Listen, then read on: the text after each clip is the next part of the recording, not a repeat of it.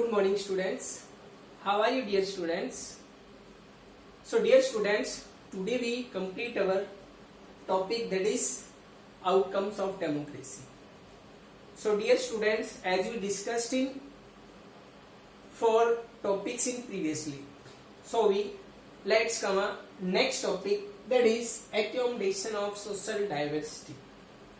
तो सबसे पहले तो माय डियर स्टूडेंट हमें ये समझना है कि एक्योमोडेशन होता क्या है। एक्योमोडेशन का मतलब होता है इकट्ठा करना, मजबूत बनाना, और डाइवर्सिटी का मतलब क्या होता है, विभिन्नताएं। कि जो हमारे कंट्री के अंदर डाइवर्सिटीज हैं, विभिन्नताएं हैं, हम देखते हैं कि हमारे कंट्री के अंदर मोर देन रिलीजन्स के पीपल सरवाइव करते हैं। कास्ट है, यहाँ पर बहुत सारी कास्ट के पीपल सरवाइव करते हैं। इसके अलावा हम देखते हैं कि हमारे यहाँ पर 100 ऑफ लैंग्वेजेस को स्पोकन करने वाले पीपल्स। कहने का मतलब है सबका अपना अपना कल्चर है, डायलेक्ट है, खान पान है, रहन सहन है, सबका अलग अलग है। लेकिन सबके बावजूद भी हम देखते हैं कि हमारा जो भारत है, इंडिया जो है, वो इन सब चीजों को इग्नोर करते हुए भी एक यूनिटी बनाता है। कहने का मतलब जिसको हम अखंड भारत कहते हैं, एक यूनाइट नेशन कहते हैं, वो सब इसकी वजह से ही है क्योंकि हम डाइवर्सिटीज को रिमूव करते हुए अपने कंट्री को क्या बनाते हैं, एक्योमोडेट बनाते हैं, इकट्ठा करते हैं, मजबूत बनाते हैं। और इस एक्योमोडेट करने का सबसे बड़ा जो रीजन है, मेन जो कारण है, वो है डेमोक्रेसी। क्या है? डेमोक्रेसी। कारण क्योंकि डेमोक्रेसी ही वो वे है जो हर एक पीपल्स को, एवरी रिलीजन को, एवरी कास्ट ग्रुप को, हर एक को फुल्ली अपॉर्चुनिटी प्रोवाइड करता है, पूरा अधिकार देता है कि वो गवर्नमेंट के अंदर पार्टिसिपेट करे, अपने व्यूज, अपने पॉइंट्स, अपने आइडियाज गवर्नमेंट के सामने रिप्रेजेंट करे। और यही कारण है कि जो लोगों के अंदर डिफरेंट सिस्टम्स के अंदर जो डिससेटिस्फैक्शन होता है, वो सब डिससेटिस्फैक्शन कहाँ पे खत्म हो जाता है, डेमोक्रेसी में आ जाता है। क्योंकि यहाँ पर हर एक रिलीजन के पीपल्स को फुल राइट होता है कि वो अपने रिलीजन्स के अकॉर्डिंग अपने प्रैक्टिसेस, रिचुअल्स और परफॉर्मेंसेस को डन कर सके। Okay, so let's come to the topic, and that is the first point is it will be fair expectation that democracy should produce a harmonious social life. बेटा democracy ही एक ऐसा government system provide करता है जो हमारी society में harmonious वे देता है। कहने का मतलब एक ऐसा तरीका देता है जिसमें सब लोग मिलजुल कर रहते हैं। दैट मीन्स किसी तरह का कोई कंफ्लिक्ट नहीं होता है। हम देखते हैं कि हम जिस विलेज, सोसाइटी या सिटी में रहते हैं, क्या वहां पर सिर्फ एक ही रिलीजन और कास्ट के पीपल्स रहते हैं? नहीं, वहां पर क्या है, every religion, every caste, okay, every language के पीपल सरवाइव करते हैं। और यही कारण है कि लोगों की जो एक्सपेक्टेशंस हैं, वो सब एक्सपेक्टेशन बहुत ज्यादा है, और उन एक्सपेक्टेशन को फुलफिल करने की जो रिस्पॉन्सिबिलिटी है वो किसकी है, गवर्नमेंट की है, डेमोक्रेटिक सिस्टम की है। यही कारण है कि हमारा जो सोशल लाइफ है वो कैसा बनता है, हार्मोनियस बनता है। Next point, ability to handle social differences. Democracy के अंदर वो एबिलिटी होती है, वो योग्यता होती है कि वो कई सारे डिफरेंसेस को, कंफ्लिक्ट को क्या करती है, सॉल्व कर सकती है। जैसे हमने यहाँ पर पॉइंट किया है सोशल डिफरेंसेस, जो सामाजिक असमानताएं होती हैं। सामाजिक असमानताएं क्या है, कुछ पीपल्स रिच है, कुछ पुअर कैटेगरी में आते हैं, कुछ मिडिल क्लास है, किसी के लिए खाने पीने की भी व्यवस्था नहीं, कुछ बेगर सिस्टम में भी है, कुछ बेगार पीपल्स भी हैं। और इन सबको क्या है, डेमोक्रेटिक सिस्टम के अंदर ही डिफरेंसेस को रिमूव किया जा सकता है, क्योंकि हर एक पीपल्स को यहाँ पर क्या मिलती है, अपॉर्चुनिटी मिलती है, ताकि वो अपने आप को आगे बढ़ा सके, मूव ऑन कर सके, ओके, और अपने कंट्री का डेवलपमेंट कर सके।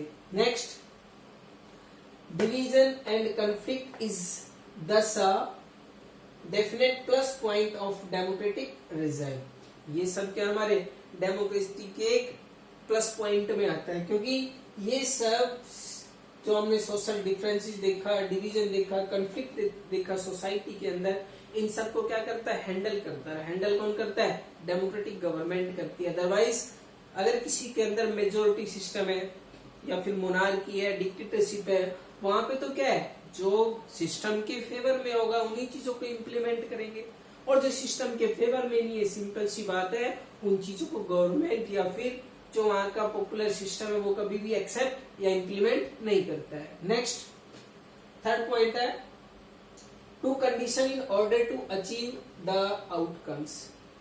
यहाँ पर हम कह सकते हैं कि यहाँ की इसकी दो कंडीशंस यहाँ पर मेंशन कर रखे जिसमें हम इन आउटकम्स को अचीव कर सकते हैं। जो हमारे उद्देश्य हैं इनको अचीव करने का टू कंडीशंस यहाँ पर गिवन है। फर्स्ट है it is also necessary that rule by the majority does not become rule by the majority community. जैसा हमने सिविक्स के फर्स्ट चैप्टर में रीड किया था, किसके बारे में, श्रीलंका के बारे में, कि यहाँ पर जो मेजोरिटी का मीन्स डेमोक्रेसी के अंदर किसी पर्टिकुलर कम्युनिटी या फिर रिलीजन से नहीं है। यहाँ पर मेजोरिटी का मतलब होता है रूलिंग पर्संस, जो कॉमन पीपल्स ने इलेक्ट करके पार्लियामेंट में सेंड किए हैं। समझ में आ गया?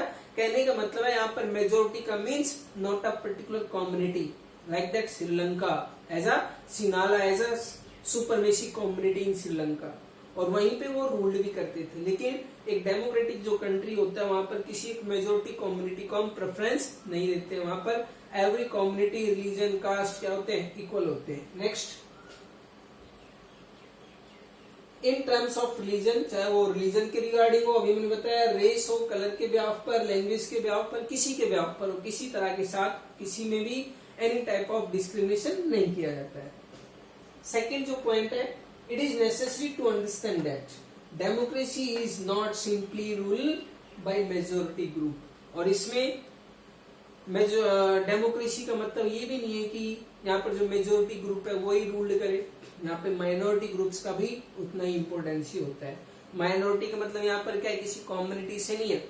माइनॉरिटी का मीन्स यहाँ पर अपोजिशन पार्टी से है, जो एक पर्टिकुलर इलेक्शन टाइम पीरियड में डिफीट हुई है, हार गई है, उनका भी गवर्नेंस सिस्टम के अंदर एक इम्पोर्टेंट रोल होता है। कहने का मतलब है डेमोक्रेसी के अंदर जितना इम्पोर्टेंट रोल एक मेजोरिटी गवर्नमेंट का है, रूलिंग पार्टी का है, उतना इम्पोर्टेंस किसका है, minority, that means opposition party का भी होता है। आया समझ में? यही कारण है कि जो डेमोक्रेटिक सिस्टम होता है उसमें हम सोशल डाइवर्सिटीज को क्या करते हैं, एक्यूमुलेट करते हैं। कारण है क्योंकि हम यहाँ पर किसी एक सोशल ग्रुप, कास्ट, रिलीजन और लैंग्वेज को इम्पोर्टेंस ही नहीं देते हैं। जैसे हमने रीड भी किया हुआ है, हमारा जो कॉन्स्टिट्यूशन है वो किसी एक लैंग्वेज को प्रेफरेंस नहीं देता है।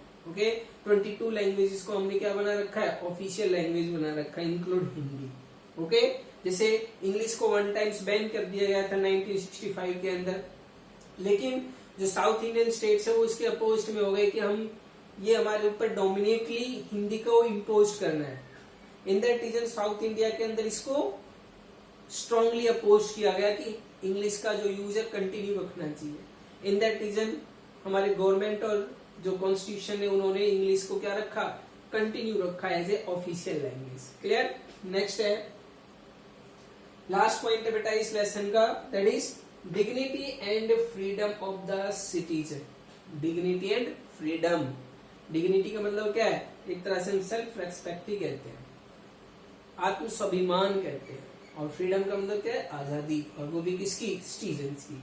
डेमोक्रेसी के अंदर एवरी इंडिविजुअल पर्सन की डिग्निटी और फ्रीडम पूरी तरह से फ्री है। उसमें किसी के ऊपर कोई प्रेशर नहीं होता, कोई दबाव नहीं होता है कि हम किसी के प्रेशर में आके किसी के कहने से वोट कास्ट करें, किसी पर्टिकुलर रिप्रेजेंटेटिव को अपना रिप्रेजेंटेटिव बनाए। ऐसा डेमोक्रेसी के अंदर नहीं होता है। जैसा जिसको हम चाहे उसको अपना वोट कास्ट कर सकते हैं। ये हमें कौन स्टेट करता है, डेमोक्रेटिक सिस्टम स्टेट करता है। क्लियर? सो यहाँ पर फर्स्ट पॉइंट जो है, democracy stand much superior to any other form of government in promoting dignity and freedom of the individual. Democracy जो वो दूसरे गवर्निंग सिस्टम से बहुत ज्यादा सुपीरियर है, और सुपीरियर होने का मेन रीजन यहाँ पे क्या है कि जो इंडिविजुअल सिटीजन्स होते हैं, इंडिविजुअल जो पीपल्स होते हैं, उनको डिग्निटी, उनकी डिग्निटी और फ्रीडम यहाँ पर क्या है, पूरी तरह से अलाउ कर रखी है, इंडिविजुअल्स को दे रखी है कि वो जैसा चाहे कर सकता है। लेकिन करने का मतलब ये नहीं कि वो कॉन्स्टिट्यूशन के अगेंस्ट भी जाएंगे। करने का मतलब है ऐसा वर्क जो गवर्नमेंट या कंट्री के फेवर में हो, ठीक है, जो हमारे कॉन्स्टिट्यूशन ने हमें अलाउ कर रखा है। Clear? Next second point, the passion for respect and freedom are the basis of democracy. Okay, democracy की जो मेन बेसिस है वो हमारा पैशन है, किसमें? रेस्पेक्ट और फ्रीडम करने का। कहने का मतलब है हमारी आजादी तो है, लेकिन आजादी का मतलब ये नहीं कि हम दूसरे को गिल्टी फील कराएं, दूसरे का हमें एक तरह से अपमान नहीं करना है, डिसरेस्पेक्ट नहीं करना है। ओके, इन दैट रीजन यहाँ पर रेस्पेक्ट और फ्रीडम दोनों साथ चलती है। अगर हम फ्रीडम चाहते हैं तो सिंपल सी बात है, सामने वाले को भी हमें क्या करना पड़ेगा? रेस्पेक्ट करना पड़ेगा। और फ्रीडम का मतलब यही होता है जितनी आजादी मुझे है उतनी आजादी किसको है? मेरे फ्रंट में बैठे पर्सन को भी होता है। Clear? In that reason my dear students, democracy के अंदर ये टू मेन पैशन जिसमें हम रेस्पेक्ट और फ्रीडम बहुत दोनों साथ चलती हैं, जिसमें हमें रेस्पेक्ट सामने वाले की भी करनी पड़ती है और हमारी फ्रीडम हमें फुल अलाउ करती है। क्लियर? नेक्स्ट है, this has been achieved in various degrees in various democracy. Okay, अलग अलग डेमोक्रेसी के अंदर बेटा ये अलग अलग चीजें होती है। ऐसा नहीं है कि एवरी कंट्री की जो डेमोक्रेटिक सिस्टम होता है उसमें सेम डिग्रीज होती है, सेम फंक्शंस होता है। हर एक डेमोक्रेटिक गवर्नमेंट और सिस्टम के अंदर सबकी डिग्रीज या फिर सिस्टम क्या अलग अलग है, एक जैसा नहीं है, सबके अलग अलग डिफरेंट होते हैं, वेरिएशंस के साथ होते हैं। फोर्थ पॉइंट है, democracy in India has strengthened the claim of disadvantage and discriminate caste for equal status and equal opportunities.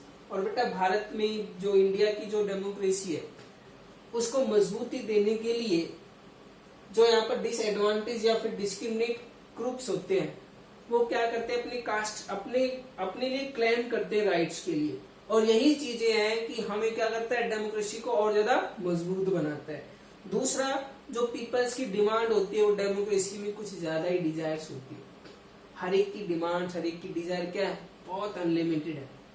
और यही कारण है कि जब हम किसी भी गवर्नमेंट, किसी सिस्टम के अगेंस्ट में अपना डिससेटिस्फेक्शन शो करते हैं या फिर हम उसके ऊपर एक तरह से कह सकते हैं डाउट करना शुरू करते हैं, उसके ऊपर क्लेम करना शुरू करते हैं, ओके, उनके ऊपर ऑब्जेक्शन लगाते हैं, वही क्या है? डेमोक्रेसी की सक्सेसफुल को एक्सप्लेन करता है। अदरवाइज हम किसी दूसरे गवर्नमेंट सिस्टम के अंदर किसी को एक्सक्यूज नहीं करा सकते, किसी के ऊपर कोई फिंगर रेज नहीं कर सकते। ओके, उनके वर्क्स के जो उनके वर्क्स होते हैं, जो वो काम करते हैं, उनके ऊपर हम कोई क्वेश्चन रेज नहीं कर सकते। लेकिन डेमोक्रेसी के अंदर हम अपना डिससेटिस्फेक्शन शो करते हैं और यही डिससेटिस्फेक्शन हमें बताता है किसकी सक्सेसफुल को? डेमोक्रेसी की सक्सेसफुल को। ओके, समझ में? और लास्ट पॉइंट है, as people get some benefits of democracy. अगर हम एज ए पीपल्स की बात करें तो डेमोक्रेसी के अंदर उन्हें बहुत सारे बेनिफिट्स मिलते हैं और वो बेनिफिट्स हम रीड कर चुके हैं, जिसमें हमने 9th में भी रीड किया था। कुछ फंडामेंटल राइट्स हमें हमारे कॉन्स्टिट्यूशन ने दे रखा है, डेमोक्रेसी ने हमें दे रखा है। ओके, और उन्हीं फंडामेंटल राइट्स के बेस पर जो इंडिविजुअल पीपल्स सिटीजन्स होते हैं वो बहुत सारे बेनिफिट्स गेन भी करते हैं। नेक्स्ट है, दे आस्क फॉर मोर, वो और ज्यादा चीजों की डिमांड करते हैं। And want to more democracy even better, और जब हम चीजों की और ज्यादा डिमांड करते हैं, मोर एंड मोर डिमांड्स करते हैं, यही डेमोक्रेसी को क्या बनाता है? और बेटर बनाता है। कारण यदि हमने, ये हमारी भी नॉर्मल सी चीजें है भाई, जहां पर हमने किसी भी चीज का सेटिस्फेक्शन शो कर दिया, कहने का मतलब है हमारी वहीं पे प्रोग्रेस क्या होती है? रुक जाती है। क्या होती है? रुक जाती है। इन दैट रीजन हमें किसी भी वर्क में अपने आप को सेटिस्फाई नहीं करना चाहिए। क्या नहीं करना चाहिए? सेटिस्फाई नहीं करना चाहिए। अगर हम अपने आप को सेटिस्फाई करते हैं, गवर्नमेंट में हम कहते हैं कि हम फुल्ली सेटिस्फाई हैं, तो इसका मतलब क्या है? कंट्री का, गवर्नमेंट का, पीपल्स का जो प्रोग्रेस या डेवलपमेंट जो होना है वो क्या होता है? रुक जाता है। और इस कारण से हमें क्या करना है कि डेमोक्रेसी के अंदर यही मेन रीजन है कि जो कुछ पीपल्स होते हैं जो गवर्नमेंट के अगेंस्ट में होते हैं, वो दिखाते हैं कि हम सिस्टम में या उनके डिसीजन से सेटिस्फाई नहीं है, हम इनसे कोई ताल्लुक नहीं रखते हैं, तो उनका भी ये कहना जरूरी है। क्यों जरूरी है? क्योंकि हर एक पीपल्स अगर गवर्नमेंट की सिस्टम के साथ में सेटिस्फाई होते हैं तो कहने का मतलब क्या होता है? वहीं पे कंट्री की प्रोग्रेस क्या होती है? स्टॉप हो जाती है। क्या होती है? रुक जाती है। और यही कारण है कि हमें किसी भी चीज में अपने आप को सेटिस्फाइड फील ही नहीं करना चाहिए। सेटिस्फाइड फील करने का मतलब है हमें वहीं पे हमारी नॉलेज स्टॉप, हम आगे और नहीं बढ़ सकते। और अगर हम सेटिस्फाई नहीं है, हम time every time question raise करते हैं। जैसे सिंपल सी बात है, हम अपनी क्लास टाइम पीरियड की बात कर ले, अगर आप क्वेश्चन रेज कर रहे हैं, कंटिन्यू रेज कर रहे हैं, तो हमें क्या है और नॉलेज इंक्रीज होगी। और यदि आपने वहीं पे स्टॉप कर दिया कि सर हम यहाँ पे सेटिस्फाई है, हमारे सारे डाउट्स क्लियर हैं, तो कहने का मतलब उस टॉपिक में और हम ज्यादा लर्न नहीं कर सकते। इन दैट रीजन ये बहुत ही जरूरी है, और डेमोक्रेसी हमें यही लर्न कराता है कि हमें एक पर्टिकुलर पॉइंट के अंदर किसी भी पॉइंट के ऊपर अपना सेटिस्फेक्शन शो नहीं करना चाहिए। अगर हम सेटिस्फेक्शन शो करते हैं तो वहां पे हमारी डेमोक्रेसी क्या है, फेलियर स्टेज पर आ जाती है। ओके, इन दैट रीजन हमें अपने आप को कभी सेटिस्फाई नहीं करना चाहिए। और डेमोक्रेसी हमें यही बताता है कि जो पीपल्स होते हैं, चाहे डिसएडवांटेज हो या फिर नॉर्मल ग्रुप से बिलोंग करते हो, वो ऑलवेज एक डेमोक्रेटिक सिस्टम के अंदर अपना क्या दिखाते हैं, डिससेटिस्फेक्शन दिखाते हैं। और यही डिससेटिस्फेक्शन डेमोक्रेसी को और क्या बनाता है, मोर बेटर बनाता है। क्यों? क्योंकि गवर्नमेंट और सिस्टम ये सोचता है कि हम पीपल्स के लिए और क्या करें, कंट्री के लिए और क्या करें, जिससे कि पीपल्स की डिमांड और उनके जो व्यूज है, थॉट्स है, उनके साथ मैच हो जाए, उनके साथ, या फिर वो हमारा फेवर करने लगे। और गवर्नमेंट और ज्यादा वर्क करती है, हार्ड वर्क करती है। ओके, आया समझ में? तो बेटा ये हमारे जो टॉपिक्स थे और हमारा लेसन भी आज ये कंप्लीट हो चुका है। कल से हम अपना न्यू टॉपिक स्टार्ट करेंगे। ओके, और टॉपिक जो होगा वो हिस्ट्री से होगा। किससे होगा? हिस्ट्री से होगा। कौन सा? Nationalism in India. ओके, सबसे इजी टॉपिक पहले हम रीड करेंगे, नेशनलिज्म इन इंडिया। ओके बेटा, जैसे टाइम पीरियड अभी सही नहीं हुआ है, अभी भी बहुत सारी समस्याएं हैं, प्रॉब्लम्स हैं, सबके सामने है। कुछ जॉबलेस हो चुके हैं, जिसके पास जॉब है अभी उनको हाफ टाइम प्रोवाइड किया जा रहा है, क्योंकि हम सोसाइटी में रहते हैं, समाज में रहते हैं, तो हमें बहुत सारी प्रॉब्लम्स हम खुद भी फेस करते हैं और सामने वालों की भी समझनी पड़ती है। ओके, और प्रॉब्लम्स क्या है, जो जॉबलेस हो चुके हैं वो तो हो ही चुके हैं, और जिनको अभी जॉब मिली हुई है वो क्या कर रहे हैं कि 50-50 टाइम पीरियड में मिला रहे हैं, 15 डेज किसी को, 15 डेज किसी को। ओके बेटा, तो ऐसे टाइम पीरियड में अपने आप को क्योर करें, सेफ्टी रखें, पूरी सावधानी बरत के चले, और अपने पेरेंट्स के साथ में रहें, अपने पेरेंट्स के इंस्ट्रक्शंस को कंटिन्यू फॉलो करते चले। ओके बेटा, अपना ख्याल रखिएगा। Thank you.